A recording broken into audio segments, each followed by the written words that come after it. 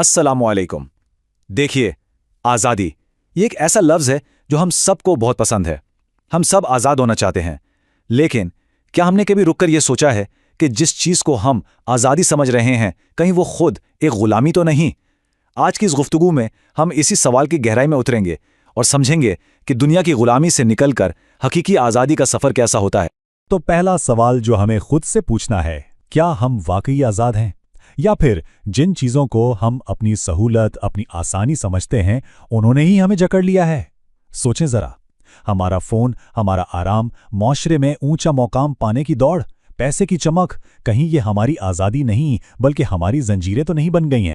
یہ ایک بہت ہی عجیب اور گہری بات ہے۔ ہم یہ سوچتے ہیں کہ پیسہ ہمیں آزادی دے گا، یہ نئے نئے گیجٹس ہمیں آزاد کریں گے، لیکن ہو اس کے بالکل الٹ رہا ہے۔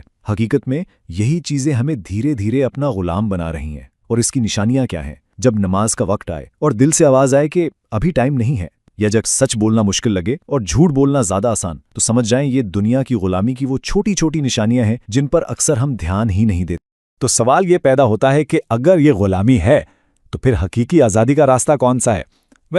اس کا جواب ایک ایسے عظیم وعدے میں چھپا ہے، ایک ایسے الہی عہد میں جو ہماری زندگی کے پورے مقصد کو ہی بدل کر رکھ دیتا ہے۔ اور یہ کوئی معمولی سودا نہیں، یہ کائنات کا سب سے بڑا اور سب سے منافع بخش سودا ہے۔ اور وہ سودا کیا ہے؟ قرآن کی یہ آیت اس کی بنیاد ہے۔ بے شک اللہ نے مومنوں سے ان کی جانیں اور ان کے مال خرید لیے ہیں، اس کے بدلے میں کہ ان کے لیے جنت ہے۔ ذرا اس بات کی گہرائی کو محسوس کریں کہ ہماری جان، ہمارا مال، ہماری ہر چیز اتنی قیمتی ہے کہ اس کا خریدار خود اللہ سبحانہ و تعالی ہے۔ اور قیمت کیا ہے؟ جنت۔ یہ ایک مقدس ڈیل ہے، ایک ڈیوائن کووننٹ۔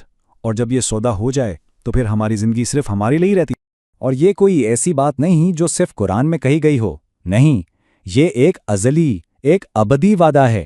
یہ وعدہ تورات میں بھی تھا، انجیل میں بھی تھا، اور پھر قرآن میں بھی اسے دہرایا گیا۔ اور سب سے اہم بات، اللہ اپنے وعدے کے سب سے پکے ہیں، وہ کبھی وعدہ خلافی نہیں کرتے۔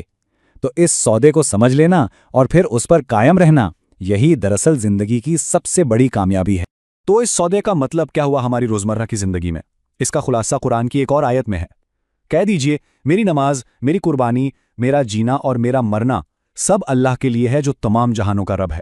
آج کے دور میں جہاں ہماری زندگیاں لائکس، فالوورز، فیشن اور بس آرام کے گرد گھوم رہی ہیں، یہ آیت ایک یاد دہانی ہے، ایک ویک اپ کال ہے کہ ہماری زندگی کا اصل مرکز، اصل محور کیا ہونا چاہیے۔ اچھا، اب اس ساری بات کو صرف تھیوری تک نہیں رکھتے، چلیں تاریخ کے اوراق پلٹتے ہیں اور ایک حقیقی واقعہ دیکھتے ہیں۔ ایک ایسا واقعہ جہاں اس سودے کی، اس وعدے کی عملی آزمائش ہوئی، غزوہ تبوک۔ یہ وہ واقعہ ہے جو ہمیں بتاتا ہے کہ جب اللہ سے کیے گئے وعدے کو نبھانے کا وقت آتا ہے تو حقیقی آزادی اصل میں دکھتی کیسی ہے۔ ذرا اس منظر کو اپنے ذہن میں لائیں۔ موسم کیسا ہے؟ شدید جھلسا دینے والی گرمی۔ سفر کتنا ہے؟ سینکڑوں میل کا تھکا دینے والا سفر۔ کھانے پینے کا سامان بہت ہی کم۔ اور دوسری طرف کیا ہے؟ مدینہ میں اپنے ہرے بھرے باغ، کھجوریں پک کر تیار ہیں، سال بھر کی محنت کا پھل سامنے کھڑا ہے۔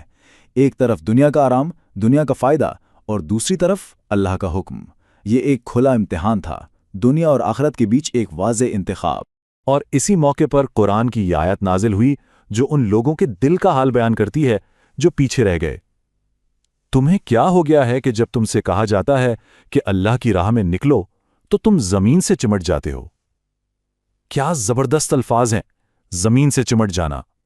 وہ اپنے آرام، اپنی فصلوں، اپنی دنیا کی محبت میں اتنے قید تھے، اتنے جکڑے ہوئے تھے کہ وہ واقعی زمین سے چپک کر رہ گئے اور روحانی آزادی کا وہ عظیم موقع کھو بیٹھے۔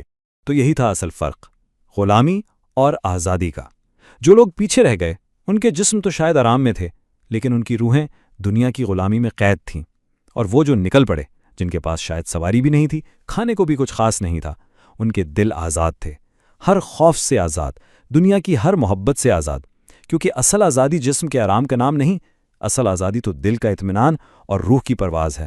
لیکن اس کہانی کا ایک اور بہت ہی خوبصورت پہلو ہے، اور وہ ہے امید کا پہلو۔ وہ 3 صحابہ جو کسی وجہ سے پیچھے رہ گئے تھے، انہوں نے آ کر جھوٹے بہانے نہیں بنائے، انہوں نے ہمت کی اور سچ بولا، اور ان کی اسی سچائی اور سچی توبہ کو اللہ نے قبول فرمایا۔ یہ ہمیں کیا سکھاتا ہے؟ یہ سکھاتا ہے کہ اگر کبھی غلطی ہو بھی جائے تو سچائی اور خلوص کا راستہ ہمیں گناہ کی قید سے بھی آزاد کروا سکتا ہے۔ سچی توبہ یہ بھی آزادی کا ہی ایک دروازہ ہے۔ تو یہ تو تھی تاریخ۔ اب سب سے اہم سوال، ہم آج کے دور میں اپنی زندگیوں میں اس سبق سے کیا سیکھ سکتے ہیں؟ ہم اپنی زنجیروں کو کیسے توڑ سکتے ہیں؟ دیکھیں آج ہمارا تبوک کیا ہے؟ ہمارا تبوک ہے وقت پر نماز پڑھنا، بھلے ہی دوست مذاق اڑائیں۔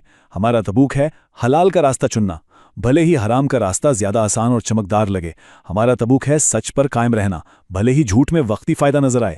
یہ روز کے چھوٹے چھوٹے فیصلے ہیں، یہی ہمارے دور کے تبوک ہیں، اور یہی ہماری روحانی آزادی کا اصل امتحان ہے۔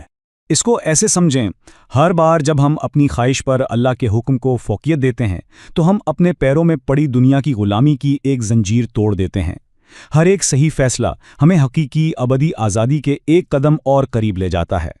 تو آخر میں بات واپس وہیں آ جاتی ہے، ایک سوال جو ہم میں سے ہر ایک کو خود سے پوچھنا ہے، یہ زندگی کس لیے ہے؟ کیا یہ اللہ سے کیے گئے اس عظیم سودے کو پورا کرنے کے لیے ہے، یا پھر اپنی خواہشات اور اس دنیا کی غلامی میں ہی گزار دینی ہے؟ تبوک کا سبق بہت سادہ اور بہت گہرا ہے۔ ایماندار بنو، بہادر بنو اور آزاد ہو جاؤ۔ دنیا کی زنجیروں کو توڑ کر وہ وعدہ نبھاؤ جو اپنے رب سے کیا ہے۔ زندگی اللہ کے لیے جیو، کیونکہ یہی اور صرف یہی حقیقی اور ہمیشہ رہنے والی آزادی ہے۔